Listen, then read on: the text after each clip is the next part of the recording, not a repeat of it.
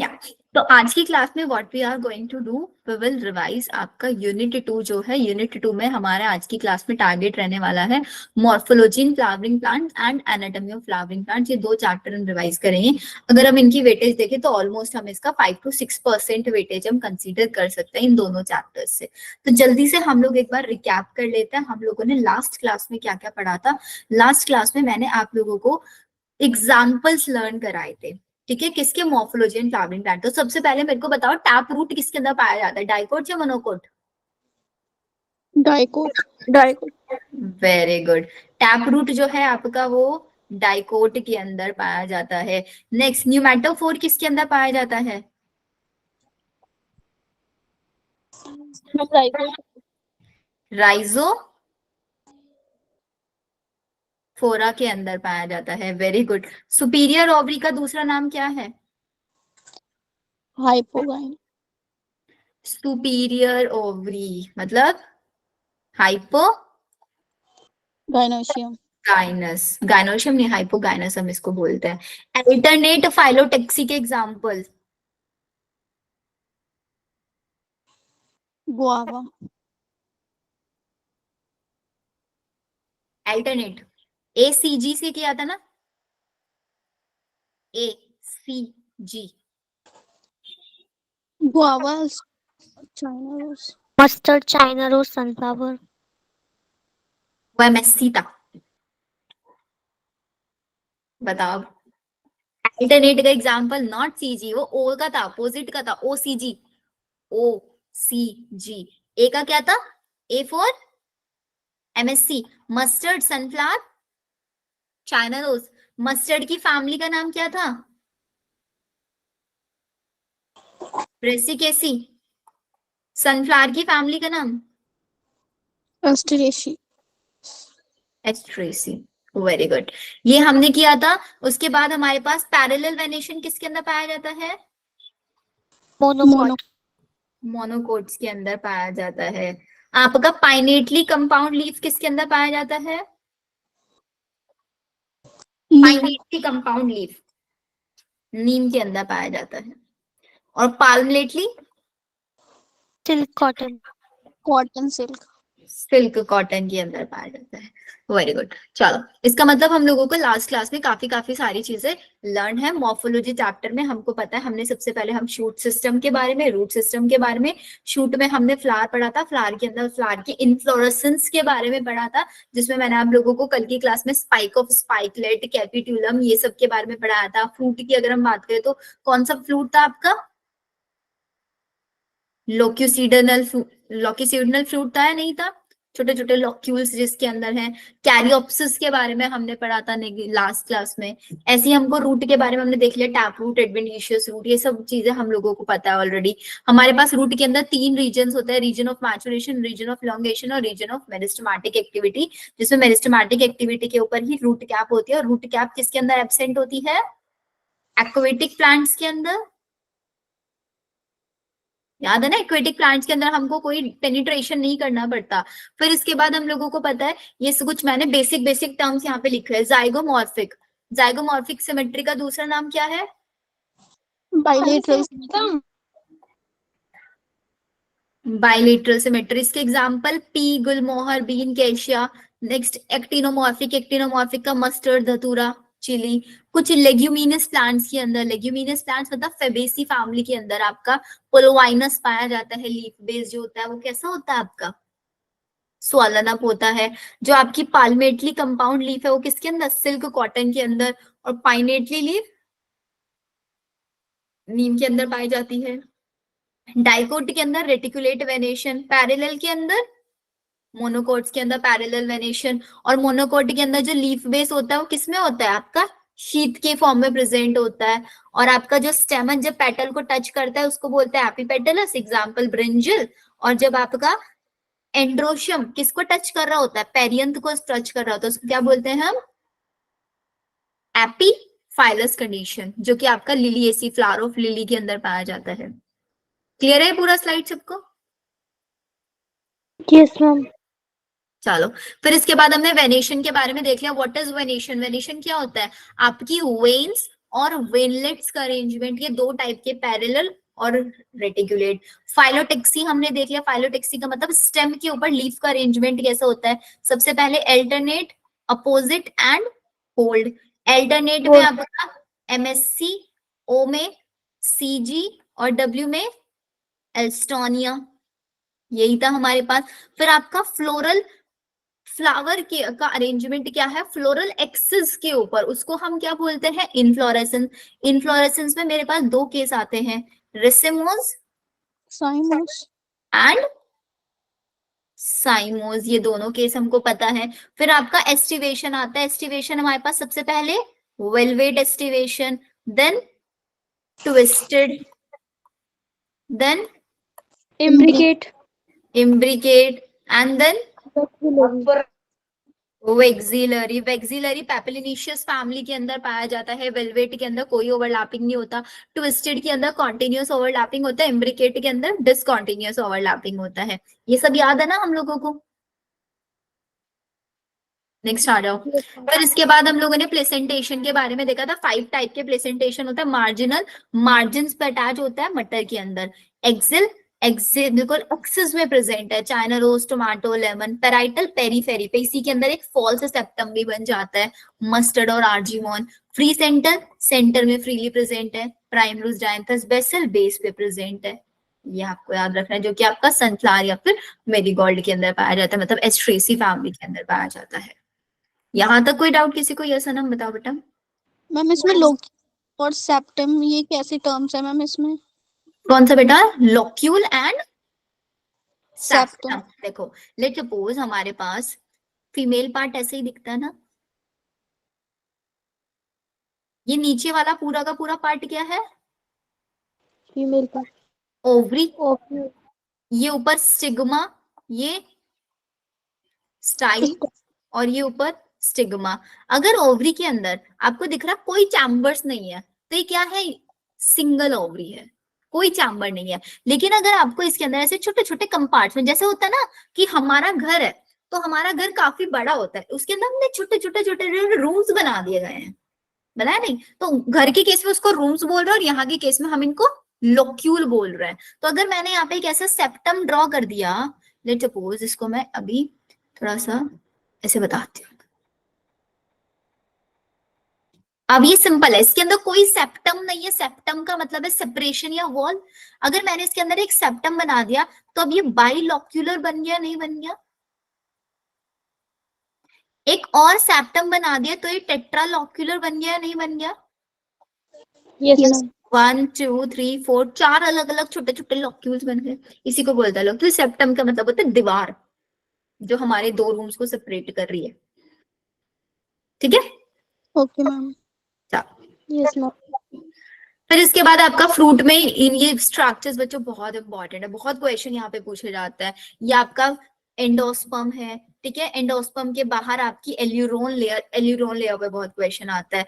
आपकी मोनोकोट का जो कॉटिलीडन होता है, उसको हम क्या क्या बोलते हैं? स्क्यूटेलम। आपका कॉलियोप्टाइल किसके ऊपर होता है? प्लूम्यूल के ऊपर होता है। प्लूम्यूल से क्या डेवलप होता है आपका? Shoot system. रूट, और रेडिकल से रूट, और रूट के ऊपर क्या प्रेजेंट होता है? कॉलियोराइजर। किसका सीड है? मोनोकोट का सीड है ये आपका। तो यहाँ पे क्वेश्चन आ जाता है ABC, लेबलिंग करके दे देते हैं आपको, और लेबलिंग के ऊपर क्वेश्चन आ जाता है। तो इस डायग्राम को इग्नोर नहीं करना है किसी को भी, ठीक है? अब आ जाते हैं हमारे जरा anatomy of flowering plants chapter के ऊपर। अब इस चैप्टर को स्टार्ट करने से पहले मैं आप लोगों को एक फ्लो चार्ट बनवाऊंगी, ठीक है? उसको अच्छे से समझ लेना, अगर वो आपके माइंड में सेट हो गया ना, तो इट मीन्स चैप्टर डन है आपका। तो सबसे पहले हम लोगों ने अभी हम सिर्फ क्या कर रहे हैं, हम फ्लावरिंग प्लांट के बारे में पढ़ रहे हैं। फ्लावरिंग प्लांट मतलब हम एंजियोस्पर्म्स के बारे में पढ़ रहे हैं, सिंपल सी कहानी है।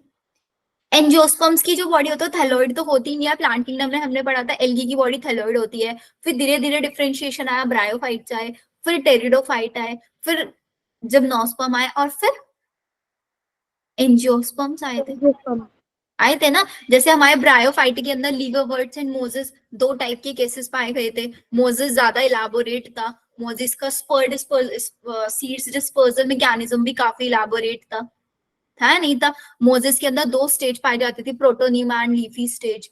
फिर आपके बाद उसके बाद हमने टेरिडोफाइटा, टेरिडोफाइटा के अंदर एक फोटोसिंथेटिक बॉडी थी, प्रोथैलस, जिसके बारे में हमने पढ़ा था, उसी के अंदर हम लोगों ने पाइनस वगैरह के बारे में पढ़ा था, नहीं पढ़ा था उसके अंदर, या फिर वो जिम्नोस्पर्म में था पाइनस? पाइनस साइकस वो सब जिम्नोस्पर्म्स में था। जिम्नोस्पर्म्स के अंदर था। टेरिडोफाइटा में हमने मोनोस्पोरस हेटेरोस्पोरस कंडीशंस देखी थी। सेलेजिनेला, इक्विसेटम, सेलेजिनेला, इक्विसेटम और सेल्विनिया, ये सब केसेस हमने डायग्राम्स दिखा के मैंने आपको समझाए थे लास्ट क्लास में। तो वो सब टेरिडोफाइट। अब हमको पढ़ना है एंजियोस्पर्म। तो हम क्या कर रहे हैं ना, एक सिंपल याद रखना, आपके सामने एक प्लांट है, ठीक है, उसके ऊपर फ्लावर लग रहा है, लीफ है, वो सब है। तो हम क्या कर रहे हैं ना, पहले तो हमने उसको बाहर से देखा। तो जब आप किसी प्लांट को बाहर से देखते हो तो आप क्या देखो, आपने उसका लीफ पकड़ के देख लिया, लीफ के ऊपर आपने उसका वेनेशन देख लिया कि वेनलेट जो है उसका अरेंजमेंट कैसा है, बोल दिया कि अगर पैरेलल है तो ये कैसा प्लांट है, मोनोकॉट है। उसकी रूट उखाड़ के देख ली कि एक ही सिंगल रूट है या ऐसे ब्रांचेस में डिवाइडेड है, तो मतलब वो एडवेंटिशियस है, तो वो मोनोकोट होगा, आपने ऐसे बोल दिया। उसका फ्रूट देख लिया आपने, फ्रूट कैसा है, उसका आपने फ्लावर देख लिया कि फ्लावर में हाइपोगाइनस है किस टाइप का, तो आपने देख के बता दिया कैसा प्लांट हो सकता है। बाहर से देखा आपने अभी उसको, अंदर से नहीं देखा ना। अब क्या करना है ना, मॉर्फोलॉजी में पूरा एनाटॉमी स्टार्टिंग का देखा, मतलब मॉर्फोलॉजी देखा पूरा का पूरा। एनाटॉमी में हम उसका क्या देखेंगे, इंटरनल स्ट्रक्चर के बारे में पढ़ेंगे। अंदर से हमारे उसके अंदर किस किस टाइप के सेल प्रेजेंट है, किस किस टाइप के टिश्यू उसके अंदर प्रेजेंट है, हम ये पढ़ेंगे। तो सिंपली आपको स्टार्ट करना है कि एनाटॉमी में हम क्या पढ़ते हैं, टिश्यूज के बारे में पढ़ते हैं। स्टडी ऑफ टिश्यू को हिस्टोलॉजी बोलते हैं। तो हमारे पास प्लांट्स के अंदर दो टाइप के टिश्यूज पाए जाते हैं। एक होते हैं आपके मेरिस्टेमेटिक टिश्यूज एंड एक होते हैं आपके परमानेंट टिश्यू। Very good. तो जो मेरिस्टेमेटिक टिश्यू है, ये मेरिस्टेमेटिक टिश्यू तीन टाइप के टिश्यू है, apical meristem, inter calorie meristem और लेटरल मेरिस्टेम। इसमें से एपिकल और इंटर कैलरी दोनों का फंक्शन है क्या, सिर्फ प्राइमरी ग्रोथ कराना। प्राइमरी ग्रोथ का मतलब है सिर्फ और सिर्फ हाइट बढ़वाना, और लेटरल मेरिस्टेम का काम है सेकेंडरी ग्रोथ कराना। सेकेंडरी ग्रोथ का मतलब होता है उसका डायमीटर बढ़वाना, उसको मोटा बनाना। और सेकेंडरी ग्रोथ सिर्फ और सिर्फ कौन से प्लांट में पाई जाती है, डाइकोट। सब डाइकॉट में पाए जाते हैं। जितने भी आपके ग्रास, शुगर केन्स वगैरह, हम इनको ऊपर से कट कर देते हैं, फिर भी इनकी हाइट बढ़ जाती है। क्यों, ऊपर से कट कर दिया तो मतलब उनका एपिकल पार्ट कट हो गया। लेट्स सपोज ये मेरे पास एक ट्री है, मतलब छोटा सा प्लांट है, ठीक है, ये इसके पास लीव्स वगैरह, तो मैंने क्या किया, इसको ऐसे ऊपर से कट कर दिया। इसके ऊपर वाले पार्ट में तो होता है एपिकल मेरिस्टेम, ठीक है, ऐसे यहाँ पे बीच में होगा क्या, इंटर कैलरी, और इसके ऐसे साइड साइड में इधर ये कौन सा होगा, लेटरल साइड में लेटरल मेरिस्टेम। तो क्या किया, कैंची से आपने एपिकल मेरिस्टेम कट कर दिया, क्या इसकी हाइट कभी बढ़ पाएगी, फिर से बढ़ जाएगी। क्यों, इंटर कैलरी मेरिस्टेम की वजह से फिर से हाइट बढ़ जाएगी, बिकॉज इंटर कैलरी भी कैसी ग्रोथ कराता है, प्राइमरी ग्रोथ कराता है। आप कितनी भी गार्डन में से घास कट करते रहो वो फिर से उग जाती है। आप हमेशा गार्डन में से घास कट कर रहे हो तो उसका एपिकल मेरिस्टेम कट कर दे रहे हो, वो फिर से ग्रो कर रही है। क्यों, क्योंकि उसके अंदर इंटर कैलरी मेरिस्टेम भी है जो प्राइमरी ग्रोथ करा देता है। तो मेरिस्टेम्स, जो मेरिस्टेमेटिक टिश्यूज होता है ना, इनका काम है ये कॉन्टिन्यूअसली डिवाइड करते रहते हैं, हमेशा डिवाइड करते रहेंगे, इनका कोई काम नहीं है, सिर्फ वो सिर्फ भाई बोला है तुम डिवाइड करो मस्त। लेकिन जो परमानेंट टिश्यू है हमारे पास, इन परमानेंट टिश्यूज के अंदर क्या होता है, ये डिवाइड नहीं करते, दे डू नॉट डिवाइड। इनका काम होता है कि भाई तुम फंक्शन परफॉर्म करो। हर कोई थोड़ी ना कि मस्ती मस्ती करता रहेगा, किसी का रिस्पॉन्सिबिलिटी भी तो लेनी पड़ेगी ना। अब प्लांट है, प्लांट के अंदर वाटर भी कंडक्ट कराना है, फूड भी कंडक्शन कराना है, फूड को स्टोर भी करके रखवाना है, प्लांट को मैकेनिकल सपोर्ट भी देना है, उसका फोटोसिंथेसिस भी कराना है, बहुत सारे फंक्शंस है। अगर आप डिवाइड करते रहोगे तो फंक्शन कौन परफॉर्म करेगा। तो इसलिए हमने क्या करा, प्लांट के अंदर टिश्यूज का बंटवारा कर दिया, कुछ वो जो सिर्फ ग्रोथ कराएंगे और कुछ वो जो सारी एक्टिविटीज को मेंटेन करके चलेंगे। क्लियर। अब परमानेंट हमारे पास दो टाइप के हैं, सिंपल परमानेंट और कॉम्प्लेक्स। सिंपल परमानेंट वो परमानेंट है जो सिर्फ एक ही टाइप के सेल से मिलके बने हुए हैं, और उसके अंदर तीन एग्जांपल आते हैं हमारे पास, पैरेन्काइमा, फिर Parenchyma. Parenchyma. Sclerenchyma. Collenchyma and Sclerenchyma. Sclerenchyma. Sclerenchyma के अंदर आगे दो टाइप्स आते हैं, स्क्लेरिड्स एंड Fibers. फाइबर। ये जो आपका स्क्लेरेनकाइमा ना, ये एक डेड टिश्यू है, और पैरेनकाइमा और कोलनकाइमा दोनों लिविंग Living. टिश्यू है। सबसे ज्यादा अमाउंट में पैरेनकाइमा पाया जाता है, इसको मोस्ट अबंडेंट बोलते हैं। सबसे ज्यादा अमाउंट में पैरेनकाइमा मिलेगा, और कोलनकाइमा सबसे स्कैंटी है, सबसे कम अमाउंट में मिलेगा। क्लियर? Yes, ma'am. अब जो आपका कॉम्प्लेक्स है, ये कॉम्प्लेक्स भी दो टाइप का है, xylem Phloem. And phloem. Xylem के अंदर भी चार टाइप है आगे, xylem, fibres, xylem, Parenchyma. Parenchyma और Tracheids. Tracheids Vessels. And vessels. ऐसे ही फ्लोएम भी, क्योंकि कॉम्प्लेक्स सिंपल वाले होते हैं जो सिर्फ एक ही टाइप के टिश्यूज से बना है, तो जितने पैरेनकाइमा है ना, ये सिर्फ एक ही टाइप के सेल से मिलके बना है। कोलनकाइमा भी एक ही टाइप के सेल से मिलके बना है, लेकिन कॉम्प्लेक्स अलग अलग टाइप के। अब देख रहे हो ना, जाइलम एक टिश्यू है, जाइलम कितनी टाइप की सेल से, चार टाइप की सेल से मिलके बना है, तो कॉम्प्लेक्स हुआ। ऐसे ही फ्लोएम, फ्लोएम के अंदर सीव ट्यूब्स, Tube. फिर Companion cells. Companion cells, then Phloem fibers.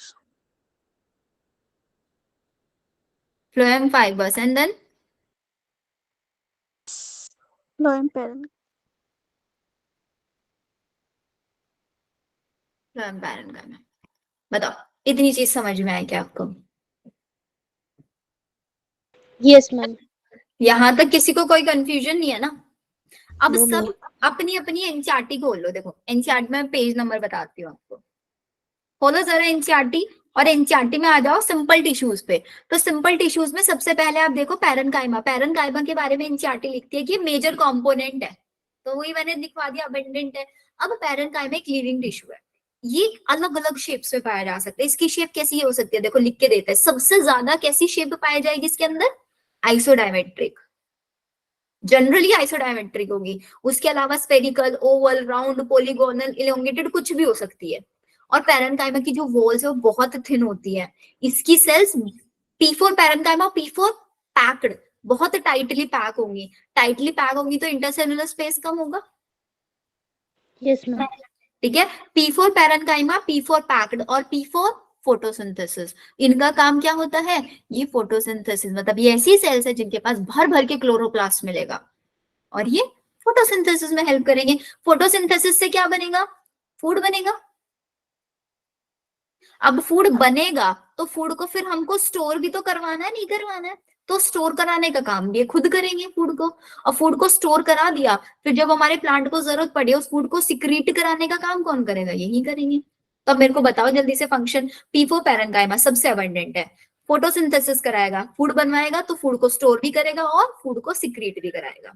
Shape सबसे इंपॉर्टेंट आइसोडायमेट्रिक, बाकी कुछ भी हो सकती है। इंटरसेलुलर स्पेस नहीं होता इनके अंदर, क्योंकि भर भर के सेल्स हैं, बहुत सारी सेल्स हैं, तो जगह दे दी तो वो अपना नंबर कैसे करेंगे, नहीं बना पाएंगे।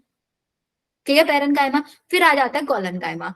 कॉलनकाइमा क्या होता है भाई, ये सबसे कम अमाउंट में पाया जाता है, ठीक है।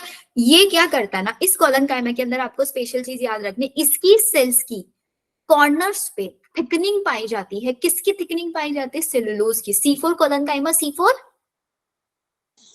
सेल्यूलोज। सेल्यूलोज की थिकनिंग इसके कॉर्नर्स पे पाई जाती है, और इसकी भी अलग अलग शेप हो सकती है। C4 कॉलनकाइमा, C4 सेल्यूलोज की थिकनिंग, और C4 क्लोरोप्लास्ट, इनके अंदर भी क्लोरोप्लास्ट है।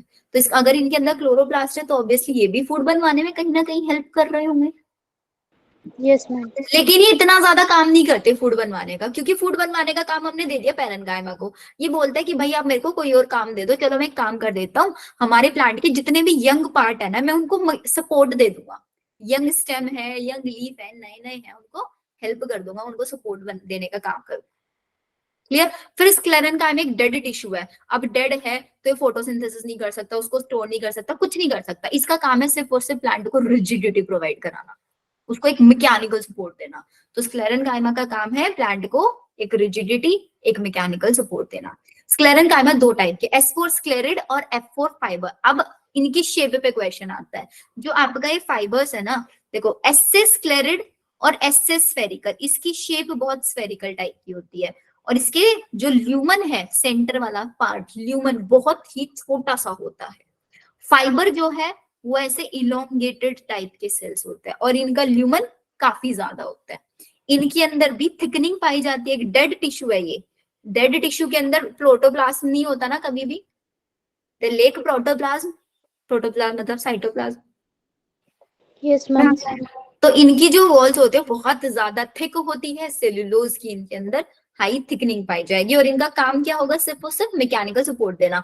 तो जितने भी आपके फ्रूट होते हैं ना, बहुत टाइट टाइट लगता है खाने में, तो किसकी वजह से होता है, वो आपके स्क्लेरिड की वजह से ही होता है, स्क्लेरिड या फाइबर्स की वजह से। जिसका एग्जाम्पल आपको दिया हुआ गुआवा, पियर, सपोटा, या फिर आपकी जो दालें होती है ना, दालों के जो सीड्स होते हैं उतने टाइट टाइट क्यों होता है, टिकी लीव्स होती हैं, होता है ना, चाय के बीज आपने अगर देखे होंगे बहुत ब्राउनिश ब्राउनिश से, कॉफी के सीड्स आपने देखे होंगे, तो वो सब किसकी वजह से इतने हार्ड होता है, स्क्लेरेन्काइमा की वजह से।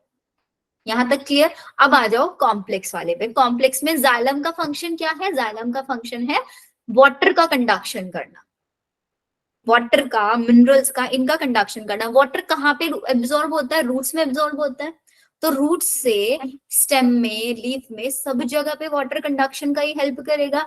इसके अंदर चार पार्ट है, xylem fibre, xylem parenchyma, tracheids and vessel. अब एक दो लाइन है यहाँ पे जिसमें सबसे ज्यादा बच्चे कंफ्यूज होते हैं, वो लाइन क्या है, ध्यान रखना। चार एलिमेंट से मिलके बना है, ये आपने देख ही लिया। एक लाइन है इसके अंदर, अगर आपको दिख रही है अपनी एनसीईआरटी में, उसको हाईलाइट करो, gymnosperm lake vessels in their xylem. इस लाइन का मतलब कौन बताएगा मेरे को, मिली लाइन ये नहीं सबको अपनी एनसीईआरटी में? No, ma'am. जाइलम वाले टॉपिक में देखो प्रीति, कॉम्प्लेक्स टिश्यूज में जाइलम वाले टॉपिक में 1 2 3 4 5th लाइन है, gymnosperm lake vessels in their xylem. Yes Sanam. Ma'am gymnosperm का जो जाइलम होता है उसमें सेल्स एब्सेंट होते हैं। हाँ एग्जैक्टली, एक सेकेंड, मेरे पास अगर एनसीईआरटी का पीडीएफ अभी मिल जाता है ना, मैं आपको दिखा भी देती हूँ। आपको जब तक लाइन नहीं मिल रही है ना, मतलब ढूंढो उसको, मिलेगी लाइन। देखो ये रही। मैम ये मेरी बुक में डिलीटेड है सारा पोर्शन। नहीं बेटा, ये वाला पार्ट करना है आपको, ये रहा। मैम हमारे में भी डिलीटेड है। यस मैम, जब Yes, एनसीईआरटी में नहीं है। न्यू बट करना है बेटा ये वाला पार्ट आपको, पुरानी, ये इसका पीडीएफ में शेयर कर दूंगी एनसीईआरटी का। मैम सिर्फ जाइलम फ्लोएम वाला करना है। नहीं, जितना मैंने कराया वो सारा करना है, मेरिस्टेमेटिक, सिंपल, जाइलम फ्लोएम सब करना है। नीट के लिए करना है, नीट के लिए, स्कूल एग्जाम्स में नहीं है। ठीक है, तो देखो अब याद रखने का तरीका, जो आपके जिम्नोस्पर्म्स है वो जिम्नोस्पर्म एंजियोस्पर्म वाले, उन जिम्नोस्पर्म्स के अंदर भी ऑब्वियसली उनको भी जाइलम चाहिएगा वाटर कंडक्शन के लिए, लेकिन उनके जाइलम में वो वेसल्स नहीं होते। अब इसको याद कैसे रखोगे, जिम में पता है ना, जिम के अंदर डंबल्स होता है, तो डंबल्स कितने मोटे, वेसल्स क्या होता है, वेसल्स बहुत पतली पतली सी ट्यूब्स होती है। क्या जिम के अंदर पतली पतली सी ट्यूब्स मिलती हैं? No ma'am. मोटे मोटे डंबल्स मिलता है। तो ये क्या बोल रहा है कि भाई जो हमारे जिम्नोस्पर्म है, हमारा जो जिम है ना, उसके अंदर पतली पतली ट्यूब नहीं होती, उसके अंदर क्या होता है, मोटे मोटे डंबल्स होते हैं। और स्क्लेरिड क्या है, स्क्लेरिड एक मोटा सा टिश्यू है, बड़ा सा डंबल टाइप से, ऐसे याद रखना। क्लियर। जिम्नोस्पर्म लेक वेसल्स मतलब जिम में वेसल्स नहीं होते। Clear line. Yes ma'am.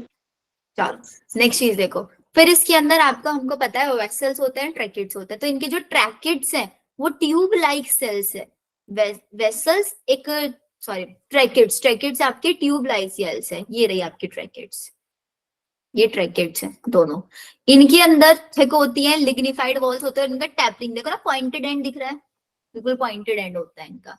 Dead होती हैं ट्रैकेट्स, इनके अंदर कोई प्रोटोप्लाज्म नहीं होता, दोनों डेड है। Inner layers of the cell wall have thickening, इनके अंदर जो थिकनिंग है वो कम ज्यादा होती रहती है। तो ये बोलता है कि जिम्नोस्पर्म्स के अंदर तो वेसल्स नहीं है। अब यहाँ वाली लाइन पे आओ, एंजियोस्पर्म्स के अंदर मतलब फ्लावरिंग प्लांट के अंदर ट्रैकेट्स और वेसल्स जो है ना ये मेन वाटर कंडक्टिंग एलिमेंट है। इस लाइन से समझ में आ रहा है क्या बोलना चाहते हैं कि भाई सारे एंजियोस्पर्म में जो वाटर कंडक्शन का काम है वो कौन करता है, ट्रैकेट्स और वेसल्स ही करते हैं। अब याद रखने का तरीका, ट्रैकेट और वेसल दोनों डेड टिश्यू है, दोनों डेड टिश्यू है। तो इन डेड टिश्यू के थ्रू ही हम क्यों वाटर कंडक्शन करा रहे हैं, क्योंकि अगर हम किसी लिविंग टिश्यू के थ्रू वाटर कंडक्शन कराएंगे तो लिविंग टिश्यू खुद नहीं वाटर एब्जॉर्ब कर लेगा। एक लिविंग सेल को वाटर की रिक्वायरमेंट तो होती है ना। Yes ma'am. तो इसलिए एंजियोस्पर्म ने क्या करा, एंजियोस्पर्म ने गेम खेला इनके साथ। उन्होंने बोला कि मैं लिविंग को यूज ही नहीं करूंगा, नहीं तो मैं नीचे से 100% वाटर एब्जॉर्ब कर रहा हूँ और ऊपर जाते जाते वो 60% ही जा रहा है, मेरा 40% वाटर लिविंग टिश्यू खुद यूज कर जा रहा है, तो मैं लिविंग का यूज ही नहीं करूंगा, मैं तो डेड का यूज कर लेंगे। आगे समझ में? Yes ma'am. तो ये दो लाइन बहुत इंपॉर्टेंट है, जिम्नोस्पर्म्स के अंदर वेसल्स नहीं होते और एंजियोस्पर्म्स में ट्रैकेट्स और vessels main water conducting element होते हैं। यहां से सबसे ज्यादा क्वेश्चन पूछे जाते हैं। फिर नेक्स्ट चीज आती है आपकी एंडार्च एक्सार्च वाली कंडीशन। एंड ई एन का मतलब होता है अंदर, एक्स का मतलब होता है बाहर। अब आप खुद देखो, हमारे पास ये रूट्स हैं, तो रूट को यहाँ से बाहर से सॉइल से वाटर एब्जॉर्ब करना है ना, तो रूट्स के अंदर जब आपको सेल्स बनवानी पड़ेगी तो सबसे पहले बाहर ऐसे पेरीफेरी पे बनवानी पड़ेगी ना सेल्स। वाटर एब्जॉर्ब करेगा, जाइलम करेगा ना, तो जाइलम सबसे पहले कहाँ बनेगा, पेरीफेरी पे बनाना पड़ेगा, क्योंकि यहीं से एब्जॉर्ब करके फिर अंदर अंदर आता रहेगा वाटर। Yes ma'am. जितनी भी रूट्स हैं, रूट्स के अंदर जो जाइलम है वो सबसे पहले कहाँ बनता है, सबसे पहले बनने वाला जाइलम प्रोटोजाइलम और बाद में बनने वाला मेटाजाइलम। तो प्रोटोजाइलम सबसे पहले पेरीफेरी पे बनता है और मेटाजाइलम बाद वाला में सेंटर में बनता है। ऐसे जब सबसे पहले बाहर बनता है ऐसी कंडीशन का क्या बोलते हैं, एक्सार्च, याद रखना। और आपकी स्टेम के अंदर एंडार्च कंडीशन। अब रूट अगर याद रह जाएगा तो स्टेम तो आपको याद रह ही जाएगा, स्टेम के अंदर एंडार्च है। फिर clear? Gymnosperm lack west, angiosperms के अंदर main conducting tracheids and vessels, और एक्सार्च रूट में, एंडार्च स्टेम में। 4 क्वेश्चन बनता है यहां से। क्लियर? चलो फिर आता है आपका फ्लोएम। फ्लोएम का काम हमको पता ही है, फूड कंडक्शन करने में हेल्प करता है। 4 एलिमेंट्स होता है, sieve tube element, companion cell, phloem parenchyma और फ्लोएम फाइबर्स।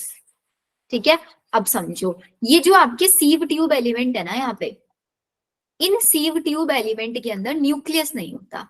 अब न्यूक्लियस का काम हमको पता है ना क्या होता है, कंट्रोल करने का काम करता है ये किसी भी चीज को। तो अब सीव ट्यूब के पास न्यूक्लियस नहीं है तो उसको कंट्रोल कौन करेगा, उसकी सिस्टर कंट्रोल करेगी। आपसे कोई काम नहीं होता, आप अपनी बड़ी सिस्टर को बताते होंगे या नहीं बताते होंगे, या जिसकी बड़ी सिस्टर नहीं होंगी बड़े भैया को बताते होंगे। तो सेम यहाँ पे करती है। सीव ट्यूब की सिस्टर का नाम क्या है, कॉम्पेनियन सेल्स। तो सीव ट्यूब के पास न्यूक्लियस नहीं है, वो खुद का काम खुद नहीं कर सकती, तो अपना काम किससे कराती है, कॉम्पेनियन सेल का। के अंदर जितना भी प्रेशर होता है उस प्रेशर ग्रेडियंट को मेंटेन करने का काम क्या होता है, किसका, कॉम्पेनियन सेल्स का। Companion cells helps in the maintaining the pressure gradient in the sieve tubes. Line done? Yes ma'am. Xylem के केस में जिम्नोस्पर्म पंगा कर रहे थे कि भाई जिम्नोस्पर्म के अंदर वेसल्स नहीं थे। अब जिम्नोस्पर्म ने फ्लोएम में भी कुछ गड़बड़ कर दिया। इन्होंने बोला जिम्नोस्पर्म में कि जिम्नोस्पर्म ये बोल रहा है कि भाई मेरे पास सीव ट्यूब नहीं है, उसकी जगह पे मेरे पास सीव सेल्स है, और मेरे पास कंपेनियन सेल्स भी नहीं है, उसके कंपेनियन सेल्स की जगह पे मेरे पास क्या है, एल्ब्यूमिनस सेल्स है। मतलब उसके अंदर सीव ट्यूब कंपेनियन सेल्स की जगह क्या है, सीव सेल्स और एल्ब्यूमिनस सेल्स है। मतलब नाम चेंज कर दिया, ऐसे समझ लेना। Clear? Yes ma'am. Sieve tube का फंक्शन कौन कंट्रोल करता है, कॉम्पेनियन सेल कंट्रोल करता है। Function of sieve tube are control by the nucleus of companion cells. Companion cell parenchymatous cells है जो कि किसके साथ रहते हैं क्लोजली, सीव ट्यूब के साथ रहते हैं। सीव ट्यूब एलिमेंट और कंपेनियन सेल्स आपस में छोटे छोटे पिट फील्ड्स के थ्रू कनेक्टेड होते हैं, थोड़े छोटे छोटे गड्ढों के थ्रू कनेक्टेड होते हैं। ये आपका कॉमन वॉल्स होती है इनके अंदर, याद रखना। फिर नेक्स्ट चीज आ जाती है हमारे पास कि इनके अंदर भी प्रोटोफ्लोएम, जैसे वहां पे था ना प्रोटोजाइलम मेटाजाइलम, यहाँ पे भी सेम चीज है कि आपका प्रोटोफ्लोएम पहले बनने वाला फ्लोएम प्रोटोफ्लोएम और बाद में बनने वाला मेटाफ्लोएम। तो ये बोल रहे हैं कि जो सबसे पहले फ्लोएम बनता है ना, उस फ्लोएम के अंदर जो सीव ट्यूब्स है ना वो बहुत नैरो नैरो होती है, उनको बोलेंगे प्रोटोफ्लोएम। जो बाद में बनती है सीव ट्यूब्स वो बड़े बड़े साइज की होती है, उनको बोलेंगे मेटाफ्लोएम। तो नैरो है तो पहले बनी हुई है, और बिगर है तो वो बाद में बनी हुई फ्लोएम्स है। पहचान लोगे? डन? Yes ma'am. चलो, फिर इसके बाद हमारे पास आ जाता है कि हमारे पास टिश्यू सिस्टम में 3 सिस्टम होते हैं, एपिडर्मल टिश्यू सिस्टम और ground tissue system and vascular tissue system. Epidermal का मतलब होता है आउटर कवरिंग, एपिडर्मल मतलब आउटर कवरिंग, ग्राउंड मतलब बीच वाला सारा पार्ट, और वेस्कुलर टिश्यू सिस्टम में जाइलम और फ्लोएम आ गए, वेस्कुलर में जाइलम और फ्लोएम आ गए। ठीक है, तो चलो हमने अभी जाइलम फ्लोएम पढ़ा है ना, तो मैं आपको पहले जाइलम फ्लोएम भी बता देती हूँ। जाइलम फ्लोएम का अरेंजमेंट ना, अगर आपका जाइलम और फ्लोएम अलग अलग रेडियस पे प्रेजेंट है ना, देखो अलग अलग रेडियस पे प्रेजेंट है ना, तो इस अरेंजमेंट को हम बोलते हैं रेडियल अरेंजमेंट, और रेडियल अरेंजमेंट पाया जाता है R for radial, R for root. ठीक है। लेकिन अगर आपके जाइलम फ्लोएम सेम रेडियस पे प्रेजेंट है, अंदर जाइलम बाहर phloem, xylem phloem, xylem phloem आपस में ज्वाइंट है ना, तो इनको हम बोलते हैं कंजॉइंट। ज्वाइंट। और इन कॉन्जॉइंट में भी 2 टाइप आ गए, एक ओपन एक क्लोज्ड। ओपन वाले में क्या होगा, जाइलम और फ्लोएम के बीच में cambium ring present, vascular cambium present होगा। तो वेस्कुलर कैम्बियम क्या कराता है, सेकेंडरी ग्रोथ कराता है। तो ये ओपन है किसके लिए, सेकेंडरी ग्रोथ करने के लिए। तो कॉन्जॉइंट ओपन किस में पाया जाएगा, डाइकोट स्टेम में, या फिर डाइकोट लीफ में भी पाया जा सकता है। और क्लोज्ड वाला सब मोनोकॉट्स में पाया जाएगा, मोनोकॉट स्टेम लीफ, क्योंकि रूट में तो कैसा है, रेडियल अरेंजमेंट है। क्लियर? फिर आपको याद रखना है हमारा स्टोमेटा। स्टोमेटा आपको याद रखना है, मोनोकॉट के अंदर स्टोमेटा कैसा होता है, डाइकॉट के अंदर कैसे होता है। मोनोकॉट के अंदर होता है आपका स्टोमेटा कैसा, बीन शेप। बीन शेप होता है, डंबल शेप होता है। Ma'am bean shape. हम डम्बल शेप। चलो लिख के देख लेते हैं। मोनोकॉट में लिख दिया मैंने बीन शेप, और डाइकॉट में डबल शेप। क्या ऐसी ट्रिक बनती है हमारी? Yes ma'am. मोनोकॉट में बीन शेप और डाइकॉट में डबल शेप, डीडी बोलते हैं। मोनोकॉट में डम्बल शेप्ड होता है। मोनोकॉट में डबल शेप होता है, और डाइकॉट में bean shape. Bean shape. Bean shape होता है। वेरी गुड, ये होता है केस एग्जैक्टली। तो इसमें कभी भी कंफ्यूज नहीं होना है, मोनोकॉट में बीन शेप और डाइकॉट में मैम मोनोकोट में डंबल, मैम मोनोकॉट में double shaped. Double shape, dicot में बीन शेप। अब इसको याद रखने का तरीका देखो क्या होता है, सिंपल। मोनोकॉट है, छोटे छोटे साइज के प्लांट्स हैं, तो जो बहुत छोटे साइज के इंडिविजुअल होता है, जिनकी बॉडी बहुत जीरो फिगर टाइप से होता है, उन्हीं को सजेस्ट किया जाता है कि वो जिम जाए और डंबल्स वंबल्स उठाएं। तो छोटे साइज वाले प्लांट को तो बोलेंगे ना कि भाई डंबल उठाओ, जो ऑलरेडी डाइकॉट है, जिनके अंदर सेकेंडरी ग्रोथ भी चल रही है, क्या हम उनको सजेस्ट करेंगे कि भाई तुम और मोटे हो जाओ और डंबल्स वंबल्स उठाओ? उनको तो बोलेंगे ना कोई बीन्स टाइप्स वगैरह खाओ, तुम लोग डाइटिंग करो। तो ऐसे याद रख लेना इसको। Yes ma'am. इनका डाइकॉट की मतलब स्टोमेटा की शेप पे क्वेश्चन आता है। स्टोमेटा के अंदर हमको पता है गार्ड सेल होती है जो ओपनिंग एंड क्लोजिंग को रेगुलेट करती है। आसपास सब्सिडरी सेल्स होता है, गार्ड सेल के अंदर क्लोरोप्लास्ट भी पाया जाता है, रेडियल अरेंजमेंट पाया जाता है सेलुलोज फाइबर्स का, फिर साइड साइड एपिडर्मल सेल्स होती है, ये सब आपको पता ही है। क्लियर? आपका एपिडर्मल में एपिडर्मल अपेंडेजेस आ जाता है। अगर स्टेम होगा तो स्टेम के ऊपर स्टेम हेयर होगा, रूट होगा तो रूट के ऊपर रूट हेयर्स होगा। रूट हेयर यूनिसेलुलर होते हैं, स्टेम हेयर मल्टीसेलुलर होते हैं। ये याद रखना है, ठीक, सिर्फ आपको याद रख लेंगे। यस फिर आ मैम। जाते हैं हम लोग हमारे एनाटॉमी पे। अब ये एनाटॉमी पे बच्चे सबसे ज्यादा कंफ्यूज होते होंगे। अब सिंपली याद रखना है, जब भी आप कोई स्ट्रक्चर पढ़ोगे ना, मैंने आप लोगों को जब भी पढ़ाया था ना, अगर आप अपने नोट्स ओपन करके बैठे होंगे तो आपको सबसे अच्छे से याद होगा। मैंने बहुत अच्छे से आप लोगों को एक डायग्राम बनवा बनवा के कराई थी ये चीज, ठीक है। सबसे बाहर होगा आपका एपिडर्मिस। रूट की बात करेंगे तो रूट एयर होगा। अगर हम मोनोकोट की बात करेंगे, मोनोकोट रूट की, तो मोनोकोट रूट के अंदर ऑब्वियसली सेकेंडरी ग्रोथ नहीं पाई जाएगी ना, यस सेकेंडरी ग्रोथ नहीं पाई जाएगी। डाइकोट के अंदर सेकेंडरी ग्रोथ मिलेगी। तो ये जो डायग्राम है, ये डायग्राम डाइकोट का है, ठीक है। अब हमको पता है रूट्स के अंदर जाइलम सबसे पहले कहाँ बनता है, बाहर बनता है। तो पहले प्रोटोजाइलम, अंदर मेटाजाइलम, ऐसे ही पाया जाएगा। एपिडर्मिस, बीच में सेल्स क्या है सारी, कॉर्टेक्स, फिर आपकी एंडोडर्मिस। एंडोडर्मिस के अंदर एक स्पेशल कैस्पेरियन स्ट्रिप पाई जाती है।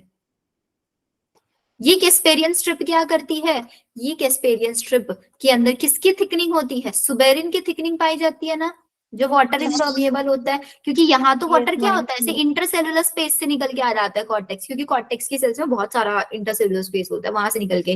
लेकिन एंडोडर्मिस जो होता है ना, ऐसे देखो बैरल शेप दिख रहा है ना आपको, अगर आप इसको थोड़ा सा और जूम कर रहे हो, बैरल बिल्कुल ऐसे बैरिकेड्स लगा देता है, ऐसे कोई इंटरसेलुलर स्पेस नहीं है, तो वाटर को ना चाहते हुए भी सेल के अंदर एंटर करना पड़ेगा, क्योंकि वहां पे कैस्पेरियन स्ट्रिप है, सुबेरिन डिपॉजिट है।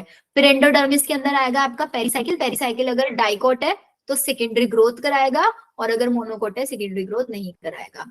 आपका फ्लोएम और जाइलम कितने कितने पाए जा रहे हैं यहाँ पे, चार चार पाए जा रहे हैं, 1 2 3 4, 4 केसेस, इसीलिए हम इसको बोल देते हैं। इनके अंदर कैसी कंडीशन पाई जाती है, टेट्रार्च कंडीशन पाई जाती है।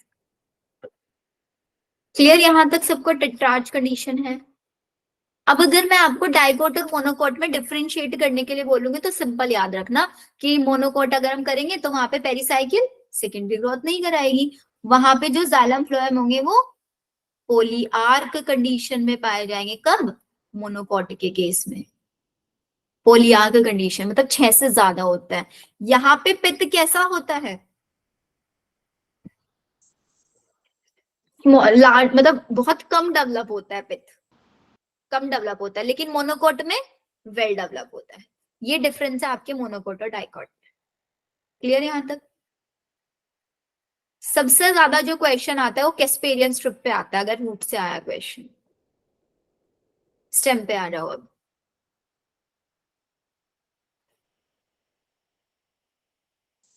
मैम जो एंडोडर्मिस के सेल्स उसमें एपिडर्मल सेल्स होता है उसमें,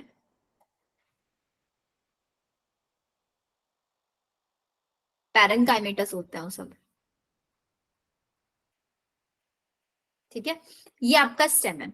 अब स्टेम में आपको डायग्राम देख के बहुत अच्छे से समझ में आ जाएगा, डायरेक्टली आपको समझ में आ जाएगा कि ये जब भी आपके वेस्कुलर बंडल्स, क्योंकि आपको पता है स्टेम के अंदर वेस्कुलर बंडल कॉन्जॉइंट होंगे या नहीं होंगे, रूट के अंदर तो अलग अलग, यहाँ पे कॉन्जॉइंट है। और वो वेस्कुलर बंडल आपको एक रिंग में अटैच दिख रहे हैं ना, देखो रिंग में अटैच है। तो ये सबसे पहला केस है कि ये डाइकोट हमको दिखा रहा है, मतलब स्टेम दिखा रहा है। अगर आपके ऐसे रिंग में अटैच है तो वो डाइकोट स्टेम की बात कर रहे हैं। और अगर पूरे एनाटॉमी में ऐसी देखो स्कैटर्ड है तो क्या दिखा रहा है, मोनोकोट स्टेम बता रहा है। डिफरेंस आ गया मोनोकोट डाइकोट में, एक में स्कैटर्ड है और एक में रिंग में है ना। और उस रिंग की फॉर्म की वजह से इन्होंने यहाँ पे क्या बनाया हुआ है, मेड्यूलरी रेज बनाया हुआ है। रूट और स्टेम में अगर आप डिफरेंस करोगे तो रूट के अंदर रूट हेयर थे, स्टेम में स्टेम हेयर थे। वहां पे एपिडर्मिस और एपिडर्मिस के नीचे कॉर्टेक्स था। यहाँ पे एक एक्स्ट्रा लेयर है हाइपोडर्मिस, और ये हाइपोडर्मिस मोनोकोट के सॉरी डाइकोट के केस में बनी होती है किससे, कॉलन कायमा से। लेकिन मोनोकोट के केस में ये हाइपोडर्मिस बनी होती है स्क्लेरेन्काइमा। ये सबसे मेजर डिफरेंस है। डाइकोट का हाइपोडर्मिस कोलेनकाइमा से बना है, मोनोकोट का हाइपोडर्मिस स्क्लेरेनकाइमा से बना है, और वहां पे रिंग में है, यहाँ पे स्कैटर्ड है। और स्कैटर्ड में भी आप देख रहे हो कि सेंटर वाले लार्ज साइज के हैं, पेरीफेरी वाले छोटे छोटे साइज के हैं। Clear stem part? Yes ma'am. अब आ जाओ जरा लीफ वाले पार्ट पे। अब लीफ के अंदर आपको याद रखना है बेटा, दो सरफेस होता है, एक लीफ का ऊपर वाला पार्ट, एक लीफ का, यस पूजा कोई डाउट है?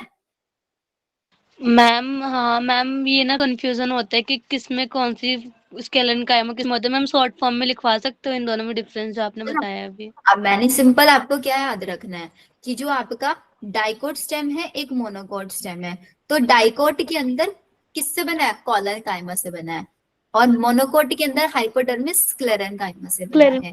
डाइकोट के अंदर रिंग फॉर्म में पाया जाता है, मोनोकोट के अंदर स्कैटर्ड फॉर्म में पाया जाता है। जितनी बार पढ़ोगे ना बेटा इन चीजों को, उतनी बार ये चीजें याद हो जाएंगी खुद से। Okay, thank you ma'am. Revision करना है। अभी ये नहीं कि जैसे आज मैंने आपको पढ़ा दिया तो आप 8-10 दिन तक इस चैप्टर को मत उठा के देखो। एक रूल बना लो कि जब भी आप क्लास में आओ तो शिवानी मैम ने जितना पहले पढ़ा दिया है ना अभी रिवीजन क्लास में, मुझे वो सारा रिवाइज करके क्लास में एंटर करना है। ठीक है, जैसे आज आप क्लास में आए तो आज आपकी ड्यूटी ये बनती थी कि आप plant kingdom, biological classification, animal kingdom, इन तीनों चैप्टर्स का अच्छे से फटाफट रिवीजन करके आओ। और रिवीजन कैसे? शॉर्ट नोट से। शॉर्ट नोट का मतलब होता है जो इंपॉर्टेंट डेटा है उसको अपने पास लिख के रखो और उसी को रिवाइज करते रहो। अब आपको बार बार ये पढ़ने की जरूरत थोड़ी ना मेरिस्टेमेटिक टिश्यूज क्या होता है, परमानेंट टिश्यूज किससे कहते हैं, ये डेफिनेशन की जरूरत नहीं है ना पढ़ने की। पढ़ना क्या है कि जिम्नोस्पर्म्स के अंदर वेसल्स नहीं होते, जिम्नोस्पर्म के अंदर फ्लोएम में सीव ट्यूब्स और कॉम्पेनियन सेल्स नहीं होते, उसकी जगह सीव सेल्स, एल्ब्यूमिनस सेल्स है। एंडार्च कंडीशन किसके अंदर पाई जाती है? एंडार्च आपका स्टेम में, एक्सार्च रूट में। ये डेटा हमको याद रखने की जरूरत है ना। ये थोड़े ना हम भूलेंगे कि जाइलम वाटर का कंडक्शन करता है, फ्लोएम फूड का कंडक्शन करता है, उसके एलिमेंट्स भी नहीं भूलेंगे हम। भूलते क्या है? डेटा। तो डेटा को ही आप अलग से लिख के रखो और बार बार उस डेटा को रिकैप करते रहो। क्लियर? सुहानी आप लीव हो गए थे क्लास से बेटा? यस मैम, हमारे मतलब कि लाइट चली गई थी इधर। ओके, कोई बात नहीं। तो यहाँ तक समझ में आ गया। अब आता है हमारा लीफ वाला पार्ट। तो लीफ में होता है एक अपर सरफेस होता है, एक लोअर सरफेस होता है। तो लोअर वाला मतलब बेस वाला पार्ट जो होता है, बेस को बोलता है एबैक्सियल और ऊपर डेक्सियल, या अपोजिट बोलता है। बी बेस नीचे होता है ना, तो नीचे वाला सरफेस लोअर सरफेस बैक्सियल और ऊपर डेक्सियल सरफेस, याद रखना है। ठीक है, मोनोकोट डाइकोट में डिफरेंस है। डाइकोट के अंदर पैरेनकाइमा जो होता है दो पार्ट में डिवाइड होता है, पेलिसेड पैरेनकाइमा और spongy parenchyma. Palisade parenchyma, spongy parenchyma. But monocot के अंदर ऐसा नहीं होता। मोनोकोट के अंदर एक स्पेशल एम्प्टी कलरलेस सेल्स होती हैं जिनका नाम होता है ब्यूलीफॉर्म सेल्स। एम्प्टी सेल्स, ब्यूलीफॉर्म सेल्स, बस हो गया डन। और मोनोकोट के अंदर कैसी पैरेलल वेरिएशन, डाइकोट के अंदर आपका कैसा वेरिएशन? रेटिक्यूलेट। हाँ बस ये देखो, ये डायग्राम। ऊपर देखो पेलिसेड कैसी है, बैरल शेप की सेल्स दिख रही है बड़ी बड़ी, और नीचे वाले पे काफी सारा इंटरसेलुलर स्पेस दिख रहा है। यहाँ पे ऐसा कुछ नहीं है डिफरेंशिएट मोनोकोट में। यहाँ पे मोनोकोट में सिर्फ एक स्पेशल सेल्स होती है, ब्यूलीफॉर्म सेल, लार्ज एम्प्टी सेल्स होती है यहाँ की। बस याद रखना है आपको। क्लियर हो गया सबको? Yes ma'am. और किसी का कोई डाउट इस पूरे चैप्टर से मेरे को बता सकता है अगर आपका कोई डाउट है तो। मैम लोअर साइड को वेंट्रल बोलते हैं। लोअर साइड बेटा देखो हमेशा याद रखना है, लीफ के अंदर अगर जो डाइकोट लीफ है उसको बोलता है डॉर्सीवेंट्रल, और जो आपकी मोनोकोट लीफ है उसको बोलता है आइसोबाइलेट्रल, अगर इस वाले केस में पूछ रहे हो। और बाकी अगर आप पूछ रहे हो वेंट्रल पोस्टीरियर ये वाला केस पूछ रहे हो, तो पोस्टीरियर का मतलब होता है पीछे, वेंट्रल का मतलब होता है आगे। मैम अबैक्सियल वेंट्रल होगा लीफ में। वेंट्रल नहीं होता, अपर और लोअर होता है। एक होता है ना जैसे ये मेरा हैंड है, तो ये मेरा हैंड का ऊपर वाला पार्ट है, नीचे वाला पार्ट है। तो ऊपर वाला ए डेक्सियल, डेक्स ऊपर होती है ना, ए बैक्सियल, बी बेस नीचे होता है, लोअर सरफेस लीफ का नीचे वाला पार्ट। Okay ma'am. और बेस वाला जो पार्ट होता है ना, नीचे वाला, उसके पास ज्यादा स्टोमेटा होता है एज कम्पेयर टू द डेक्स वाला पार्ट, क्योंकि लोग बेस में छिपा के ज्यादा चीजें रखते हैं ना, वन डेक्स नहीं रखते ज्यादा चीजें। Yes ma'am. Yes Priyanka. Ma'am एक बार सेकेंडरी ग्रोथ बता दो। सेकेंडरी ग्रोथ वाला पार्ट आपका कट है बेटा, ये नहीं करना है, इसीलिए मैंने नहीं कराया ये आगे, ये नहीं आएगा नीट में। पर जो एफएस होते हैं उसमें तो इस पे क्वेश्चंस होते हैं। हाँ, उसमें क्वेश्चंस वो लोग डाल देते हो, मैंने देखा वो रूट पे एक क्वेश्चन डालते हो, हार्टवुड और सैपवुड वाले पार्ट पे सिर्फ हमेशा वही आता है ना क्वेश्चन, हार्टवुड टाइप वाला, इससे अलग तो नहीं आता है, बार्क वाला आता है बस। यस बट मैम आई मुझे ट्राई कि अब से वो वाला क्वेश्चन नहीं आएगा, एंड वो एक ही क्वेश्चन रिपीट चल रहा है, इसलिए मैंने उसको डिलीट कराना ही बंद कर दिया। अब देख रहे हो मैंने रिपीटेड ही चल रहा है वो क्वेश्चन। Yes ma'am. फिर क्या ही प्रॉब्लम है उसमें। तो देखो, हमने मॉर्फोलॉजी रिवाइज कर लिया, एनाटॉमी रिवाइज कर, सो आई वांट कि नेक्स्ट क्लास में आने से पहले आप लोग इन दोनों चैप्टर को अच्छे से रिवाइज करके आओगे, ये आपको यस मैम। मेक श्योर करना है। अच्छा, अब मेरे को ये बताओ, आप लोगों के स्कूल एग्जाम्स की डेट शीट वगैरह कुछ आया है या नहीं आया है? मैम आ गया आगे है। कब से है?